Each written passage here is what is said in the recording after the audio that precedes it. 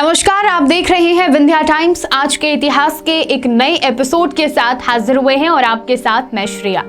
आज है 28 अक्टूबर। चलिए जानते हैं कि आज के दिन देश और दुनिया में क्या कुछ ऐतिहासिक हुआ था।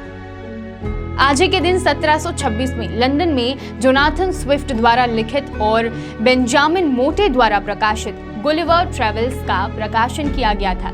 ये स्विफ्ट का जाना माना काफी लंबा कार्य है और अंग्रेजी साहित्य का एक क्लासिक उपन्यास है। यह किताब प्रकाशित किए जाने के तुरंत बाद काफी लोकप्रिय हो गई। तब से लेके इसकी छपाई का काम कभी भी नहीं रुका है। आई नो कि आप में से भी शायद कुछ लोगों ने गुलिवर्स ट्रेवल जरूर पढ़ी होगी।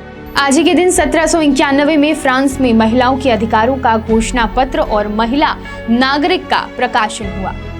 28 अक्टूबर 1867 स्वामी विवेकानंद की शिष्या भागिनी निवेदिता का आयरलैंड में जन्म हुआ।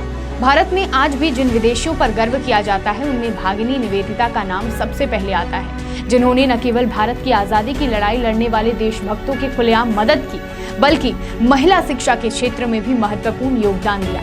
भागिनी निवेदिता का भारत से परिचय स्वामी विवेकानंद के जरिए हुआ था। निवेदिता का वास्तविक नाम मार्गरेट एलिजाबेथ नोवेल था। एक अंग्रेजी आयरिश सामाजिक कार्यकर्ता, लेखक, शिक्षक एवं स्वामी विवेकानंद की शिष्या। मार्गरेट ने 30 साल की उम्र में भारत को ही अपना घर बना लिया था। बताया जाता है कि 25 साल की उम्र में उन्होंने अपना भी एक स्कूल खोला और वे उस समय शिक्षा में अलग अलग प्रयोग करने के लिए मशहूर थी। आज ही के दिन 1886 में फ्रांस ने दोस्ती के प्रतीक के रूप में अमेरिका को स्टैचू ऑफ लिबर्टी भेंट किया। इसे फ्रांस ने अमेरिका को अमेरिकन क्रांति के दौरान फ्रांस और अमेरिका की दोस्ती के प्रतीक के तौर पर भेंट किया था। आज ही के दिन 1944 में द्वितीय विश्व युद्ध में जर्मनी के घटक बुल्गारिया ने बिना शर्त सोवियत संघ के सामने समर्पण किया था। 28 अक्टूबर 1995 दुनिया की सबसे घातक मेट्रो दुर्घटना बाकू अजरबैजान में हुई, जब एक विद्युत खराबी के कारण उसमें आग लग गई, जिसमें 289 यात्री मारे गए थे और 265 लोग घायल हो गए थे। और आज ही के दिन 2016 में शशिकला काकोडकर का निधन हुआ था। शशिकला काकोडकर महाराष्ट्रवादी गोमांतक पार्टी MGP की एक प्रमुख नेत्री हैं। ये गोवा के पहले मुख्यमंत्री दयानंद बंडोडकर की पुत्री हैं। 1973 में पिता की मृत्यु के पश्चात वे गोवा की दूसरी मुख्यमंत्री बनी और 1989 में अपनी पार्टी के भीतर एक विभाजन के कारण इस पद से अपदस्थ हुई। हमारा आज का इतिहास। बढ़ते हैं आज के फैक्ट की ओर। भारतीय नोट आप सभी ने देखी होगी और सबके पास रहती है और बहुत जरूरी भी है। भारतीय नोट पर आज हमारा ये फैक्ट है, भारतीय नोट पर कई तरह के चित्र बने रहते हैं, जिसे आपने देखा होगा।